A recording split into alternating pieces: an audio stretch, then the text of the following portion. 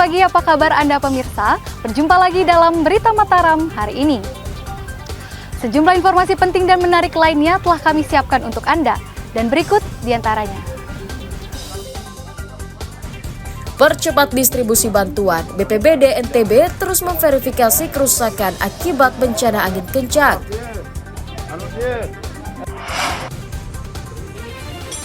Diduga edarkan narkoba, seorang pria di Mataram diringkus polisi. Menjelang pilkada, KPU Lombok Barat mulai mengemas ribuan logistik pilkada. Bersama saya Lisya Widya dan berikut Berita Mataram selengkapnya.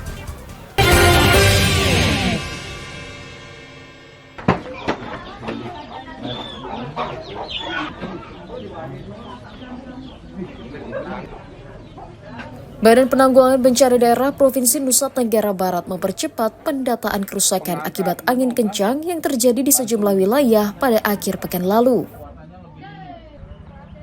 BPBD mencatat jumlah rumah yang rusak berdasarkan data sementara mencapai 459 unit tersebar di 5 kabupaten kota, yakni Lombok Barat, Lombok Tengah, Lombok Utara, Kabupaten Bima, dan Kota Bima. Petugas juga mencatat sebanyak 1 bangunan sekolah rusak, 1 tempat ibadah, dan 50 pohon tumbang. Sembari memverifikasi kerusakan, BPBD juga terus menyalurkan bantuan sembako dan air bersih ke warga korban bencana. Kejadiannya itu adalah bisa angin puting beliung, bisa juga rob ya. Nah, sekarang ini kita sedang mengalami angin puting beliung hampir merata di wilayah NTB tanggal 2 November kemarin, tetapi yang terdampak cukup parah itu ada di Kabupaten Lombok Tengah dan Lombok Barat, ada juga di Bima. Di Lombok Barat itu kan di Kuripan, kemudian kalau di Lombok Tengah itu ada di Raya Timur juga ada, kemudian yang paling parah itu adalah di Kecamatan Jonggan, situ yang paling banyak. Kalau untuk penetapan tanggap darurat, Pak Kalak? Nah, ini kita menunggu daripada para bupati yang mengalami itu, paling tidak ini tanggal hari ini bisa keluar lah dari bupatinya. BPBD mengimbau warga untuk mewaspadai dampak peralihan musim, mulai hujan lebat, angin kencang, hingga gelombang pasang di perairan. Dari Kota Mataram, Emi Kusuma melaporkan.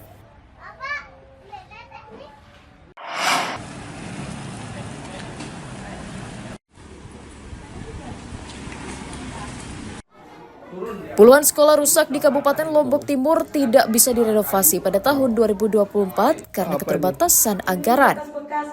Dinas Pendidikan dan Kebudayaan mencatat sebanyak 20 sekolah mulai tingkat SD hingga SMP ditunda perbaikannya karena tidak ada anggaran. Lokasi sekolah rusak tersebut tersebar di sejumlah kecamatan, di antaranya Pringgabaya, Jirowaru, Montong Gading, Terara, Pringgasela, dan Sembalun.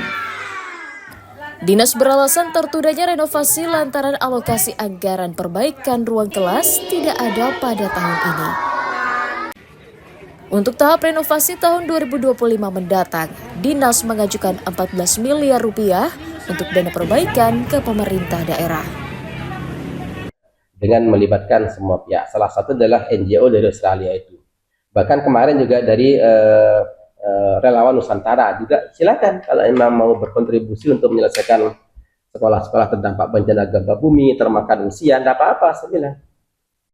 Pada prinsipnya kan kepentingan kita bisa kita penuhi, kebutuhan sekolah kita ini lebih representatif. Nah, oleh karena itu kita bersyukur kalau sekarang sudah berjalan di beberapa titik kan, sekarang Sambeliah untuk membangun sekolah-sekolah terdampak bencana gempa bumi yang dilakukan oleh pihak Australia.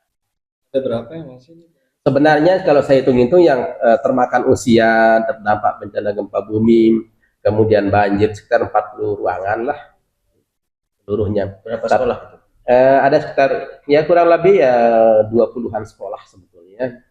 Karena rata-rata kan ada 3, ada 2, ada 1 gitu kan kerusakannya. Dinas Pendidikan berharap Pemda merealisasikan permohonan anggaran perbaikan sekolah agar seluruh sekolah yang rusak bisa direnovasi secara bertahap. Mutadun melaporkan dari Kabupaten Lombok Timur.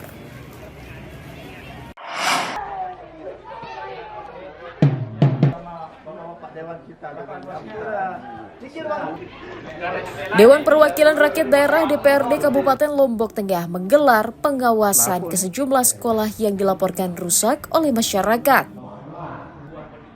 Pada Rabu siang, legislator mengunjungi SMP 3 Janapria dan Sekolah Dasar Negeri Kuangrase di Kecamatan Janapria.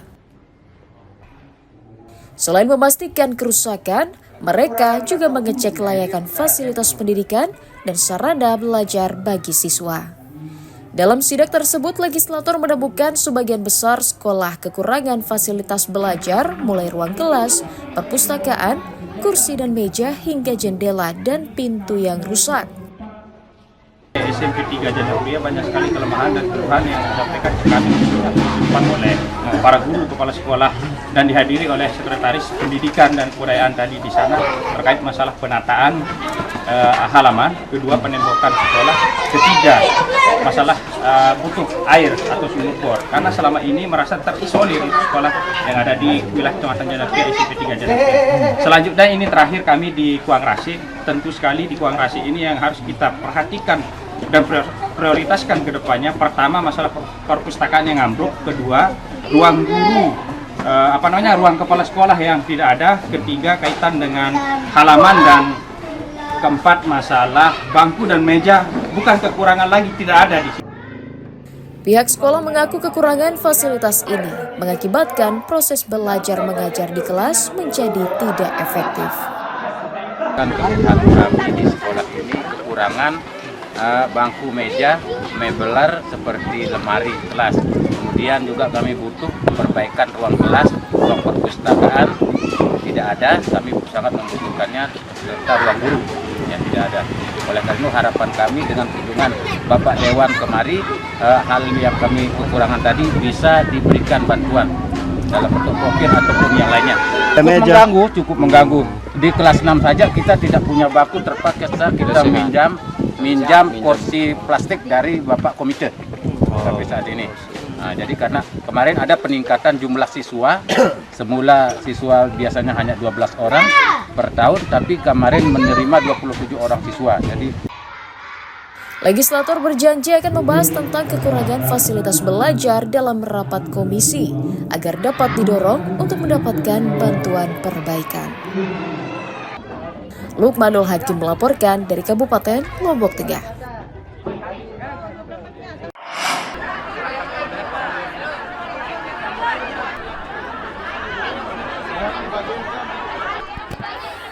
Ratusan pelamar pegawai kontrak pemerintah dengan perjanjian kerja di Kabupaten Lombok Tengah dinyatakan tidak memenuhi syarat administrasi oleh panitia Badan Kepegawaian daerah setempat. Dari total 4.413 pelamar yang sudah mendaftar, 300 orang diantaranya dinyatakan tidak lolos seleksi administrasi. Selain karena disiplin keilmuan tidak sesuai dengan formasi, mereka tidak lolos rata-rata karena terhalang masa kerja di instansi terkait dan hanya fotokopi ijazah, bukan ijazah aslinya. Pemda memberikan masa sanggah bagi pelamar yang dinyatakan tidak memenuhi syarat untuk melengkapi persyaratan administrasi. Setelah dia menyanggah, lalu dia akan kita dengarkan salah satu contoh, misalkan dia waktu itu dia ijazahnya dia pakai fotokopian, tapi ini saya punya ijazah asli, dan sudah kita amankan. Kesalahan mengupload jadinya. Jadi istilahnya dia sanggahkan, saya punya ijazah asli ini, dan bawa buktikan, jadi kita kritiskan. Berdasarkan data dari BKD Lombok Tengah, sebanyak 4.413 pelamar nantinya akan memperebutkan sebanyak 1.665 formasi, meliputi tenaga pendidikan 810 formasi, kesehatan 222 formasi, dan tenaga teknis sebanyak 633 formasi. Lukmanul Hakim melaporkan dari Kabupaten Lombok Tengah.